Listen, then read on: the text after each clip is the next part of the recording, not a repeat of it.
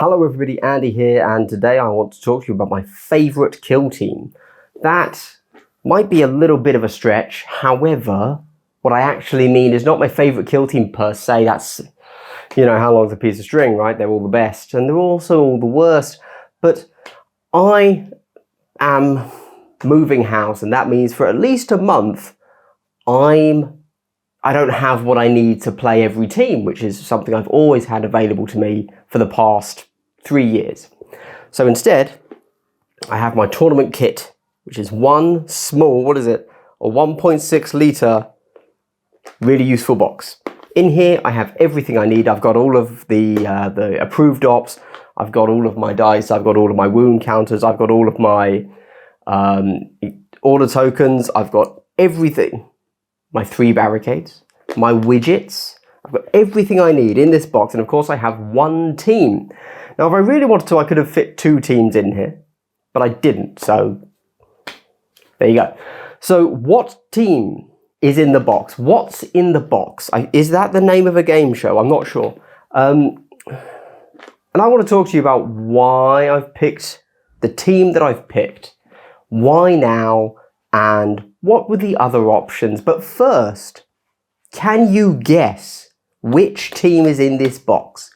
So let's think. So yes, I am picking what I think is probably my favourite team, and I'm a flitty chap, so that changes basically every day.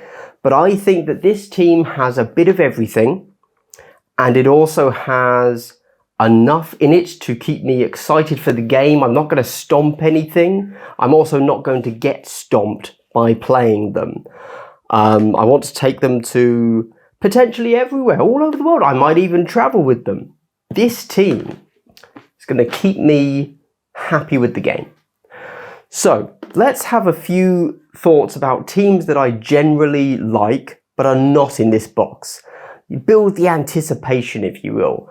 First things first, Tyranids, lol, Lamau even, moving on, Necrons, High-Tech Circle. So understand that I had the idea for this video about a week ago, okay? And I specifically wanted to wait for this room to be completely empty to show the depths of my loneliness and despair in my life before I recorded it. About an hour ago, the Balanced Day Slate just released, and I thought in my head, oh yeah, I'll say High-Tech Circle. I can't play them because my local group won't let me play them, so they're out. With the huge nerf to reanimation protocols, I could probably play them now. They probably wouldn't mind anymore, but it's fine. High-Tech Circle were 100% on the list, and they were really near the top. They don't have melee. That is their one downside. They are not a melee team. They're not a combined arms team. They are almost exclusively shooting. They're also a bit of an odd team, but they were too oppressive. They were too strong. I was fine with the original hyperphase movement, whatever it is, the slow grenade nerf, because I never used it. High-Tech Circle were really strong even without that. They've always been a strong team, not always, sorry. They've been a strong team since they had their offensive buffs. Cool, they've been really good. Nice. So, in fact, I haven't even played them since their most recent buff. So they're doing just fine. I have no doubt they're oppressive AF, as foretold, at the moment. But either way, before this latest data slate, I decided, yeah, they're too strong. This will not be the team that I take. Because during this month, I might, yes, not want to stomp or get stomped, but I might also want to give beginner games. I might want to bring new people into the fold. It's the eternal journey to find more players, right? So you don't want to take that top tier stomp face team. Cool, so that's them out. Now, I would also like to add, though, that if you're a subscriber to my channel, I'd like to give you a big subscriber-only benefit, and that is a big double hello. Wow, so wholesome. The wholesomeness truly knows no bounds in the world of Glass Half Dead. This message doesn't feel at all hollow anymore. Hollow like my life. Hey, if you'd like that in the next video though, do like, subscribe, leave a comment. And the comment is obviously message before what you think is in the box, and then message after with, well, I don't know, message with what you'd take, your one team. Cool, okay, so that's High-Tech Circle. I think another favourite team for me could have been Farstalkers. So the Kroot they're actually the team I've played most recently. I've played them twice. I played into Nemesis Claw, and then I played into Hearthkin Salvagers, and I did okay. Like, I didn't get stomped. I drew against the Claw, and then I lost by 1 point to Hearthkin, and they were fine. They played well. I have no negatives to them, apart from everything. They're not a great team. And I think the problem with them is that every operative has to do its thing, and then you're kind of okay, and you only have one game plan. I don't think they're the best team out there for casual play. That's another thing. When it comes to this team in here, I will be able to, if I want, play a really in-depth, thinky game, or I'll be able to kind of switch off and say, yeah, I'm just going to charge you or whatever. I don't care. I don't want to have that game. I'm going to do this. I might not win, but you can't really do that with such a weak team as the Farstalkers. Cool. Right. So that's two teams you know it's not. That's the High-Tech and that's the Farstalkers. I am ultimately a Xenos lover. There's no doubt about that. Then we have the big question of, when it comes to playing kill team, I prefer elite teams. That APL3 feels so good. My gosh. If you play any other system that is based around actions, right? Whether it's Warcry or Necromunda or other things as well, of course. You've got War Machine, you've got Star Wars Shatterpoint, you've got all of these games. They tend to have a very rigid system of you can make a move action and then you can make an attack action or some combination. It doesn't have to be in that order. Cool, fine. Kill Team does something that genuinely I will never stop praising. It's so simple, but it's so good, and it's such a great thing to add like a narrative and a power fantasy to the team that you're playing, and it makes you feel so much stronger. Yeah, it's great. And that's APL3. I love APL3 teams. 100% APL3 teams are, for me, the way the game's meant to be played. Just, yep. No, hands down. I've played APL2 teams. They're fine. They're okay. Whatever. Even when I'm having fun and having a good game and I'm winning and everything with an APL2 team, I'm always there like, wish I had APL3. It's just more fun. It's just more fun. For me personally, obviously. And I think that something GW's done very well in this instance is they haven't made APL3 teams the best either. Don't get me wrong, there are some very good ones, but they're not necessarily very good because of APL3. Yes, that is a factor, obviously, but it's part of the overall balance because you've also got APL3 teams that aren't very good at the moment. So they've done a great job of balancing the concept of APL3. Nice. So let's go through the APL3 teams. Legionary. I've never been into Legionary, actually. They released and I played them a few times. But yeah, they just, did I play them on, I played them on Play on Tabletop. Play on Tabletop, obviously I went there, we did Kill Team on a Manta, and then we did a second battle report, which was between me and Space Marine Steve. He played Space Marines, shockingly. And that was a patron only for him and for my patrons. If you're one of my patrons, by the way, just search Play on Tabletop And you can watch that yourself as well. That was a great battle report. That battle report was honestly so much better for kill teamers than the Manta fight. It was really good, I thought. So apart from that, I've never been into Legionary, and I don't really have an answer why. They're a great team. They do things well. Even when they became the best team, they were absolutely stomping. I never really dived into them. Intercession, they're fine. They're quite dull, if I'm honest. They do their thing. They have no tricks, but they don't need tricks. Brilliant beginner team. Lots of durability, killing potential. It's all there. But after I've made my team, I've played them enough, which isn't that often, to really love them, you know. Strikeforce Justinian, actually, Strikeforce Justinian could have been this team, because for whatever reason, since I picked this team, I've then had lots of thoughts, and like, I could have taken Strikeforce Justinian. For me, Strikeforce Justinian ticks almost every box. The only thing it doesn't do well, of course, is variability. Strikeforce Justinian does one thing in every single game, and they have no alternatives, but they're not bad.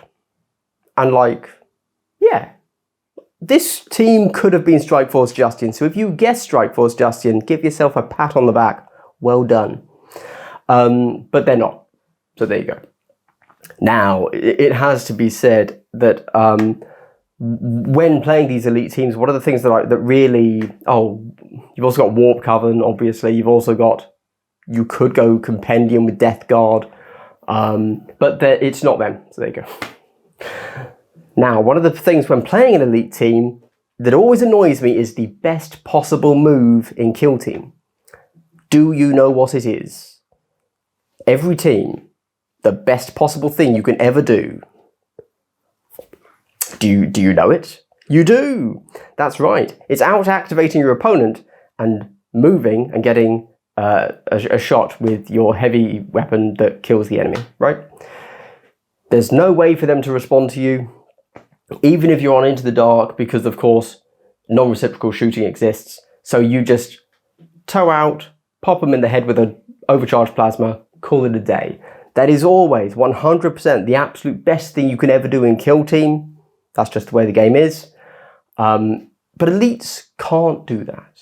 You don't have the option to smash face in such an easy, obvious way. And that's a little bit frustrating.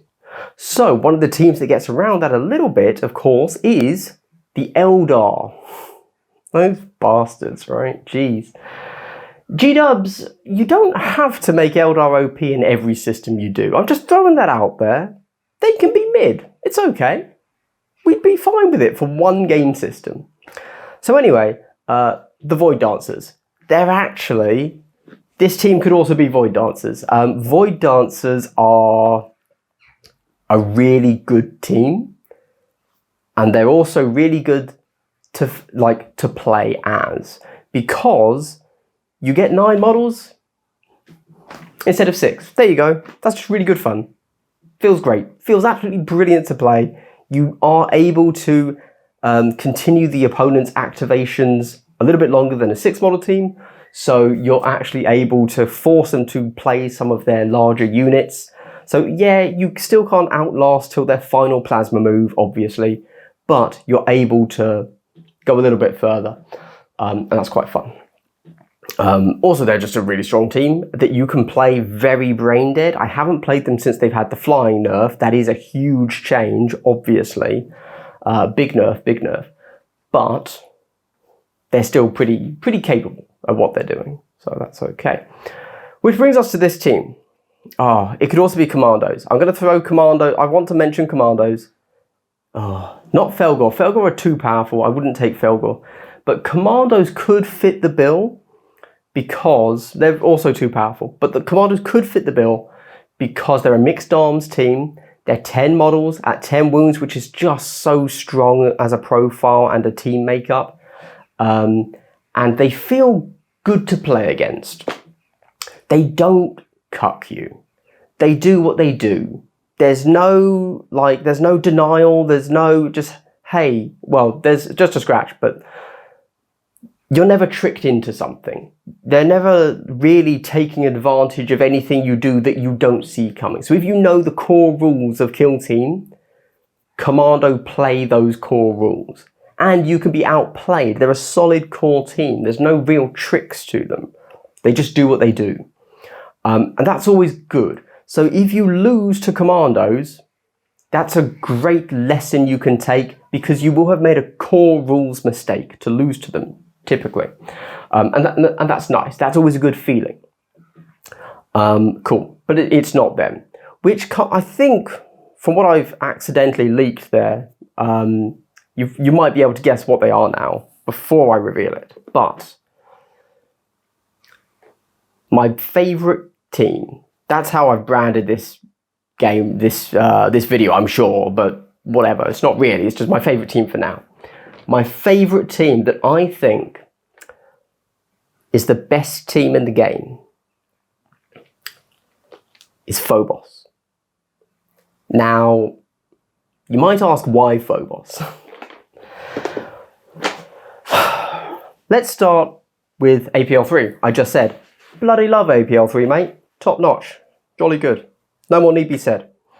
Let's go dumb melee. If I don't want a complicated game, I can just go 3 Reavers is valid. Like, I'm still playing a potentially competitive, strong game, and I'm 3 Reavers. I'm probably not going to go 6 Reavers, but I could. If I really don't want to think about it, or if an opponent says, hey, I just really want to see what it's like to go really heavy into a melee team, an elite melee team, can you run 3 Reavers? I was like, yeah, sure. Or 6 Reavers, yeah, sure, fine. And it's 0 thought required for me, right? So that's cool. But equally, you can play them no Reavers. If I want to go 0 combat and really have a proper, weird, technical, shooty game, I can do that. I really like their comms. Their comms isn't the best comms, but it's interesting. It forces you to think ahead. Now, I will say that Phobos is a terrible beginner team. Nobody should start their game playing Phobos. If you're a newer player and you play Phobos into an experienced player, you're basically guaranteed to lose. They are not durable outside of typical 3-up, 12 wound, Phobos Marine team. They're not intercessors, is what I'm saying. And they have no real tricks to be durable. They don't have the Nurgle from Legionary or the Zinch or anything like that. They're just 12 wound 3-up saves at 6 models. So they can just kind of get taken out. If you misplay, you're done, right? And that's also quite fun. However, this gets on to my point of Kill Team. I think that these are possibly the best team because Kill Team is a game of shooting. All of the rule systems that are in there are designed around a shooting game. Kill Team is a shooting game, and that is where the majority of the thought needs to go. Yes, there is thought required in the melee and how you get to it and how you still stay safe after a charge, right? After getting that kill. But I really don't think Kill Team was designed around let's have 2 melee teams smash into each other's face. I think that Kill Team was designed around the covert operative sitting behind cover, waiting to be able to take their shot. That's why we have the line of sight rules we have. That's why we have the order system. I think that Kill Team plays at its absolute best, its most fun, its most tactical, when both teams are shooting teams. And Phobos does a great job at shooting. They have the ability to go loud and punish you, but to do it, they have to basically give up a turn of scoring. They are able to kill and table any other team because of how lethal Kill Team is in general. But if they're doing that, they're not scoring, and that just feels good. Yes, as the opponent, you're losing models, but you're racking up the points, okay? And then as the Phobos, you're getting kills. It feels fine. It feels good. You spent your 3 CP to go hard on turn 2. You set up your models and you have all of them double shoot. And it feels like, yes, it's playing into my plan. This is what I wanted to do. And I've thought ahead and I've used the comms to do what the comms does. I got into position and then used an extra APO, essentially. The enemy didn't see it coming, and that feels good. It ticks a lot of boxes in the brain tickling, is what I'm saying. Sorry, I was going to make the joke that you took the Vox Breaker and used it correctly, but what? Obviously not, am I right? They're just a real toolkit faction, and they do what they do really well, and they can do pretty much everything. And so I think that if you're going to pick one team to go away with, and this is the only team you're going to play for the next X months, consider Phobos. I think they've got what they need to be that best team. Again, best not as in power level. If the last 25 minutes of me rambling didn't get across that I'm not talking about power level, I'm talking about fun, playing the game correctly, all these things, challenging both you and your opponent, then I probably should have just said that right at the start, I guess. Whoops. But yeah, Phobos. I think they're pretty cool.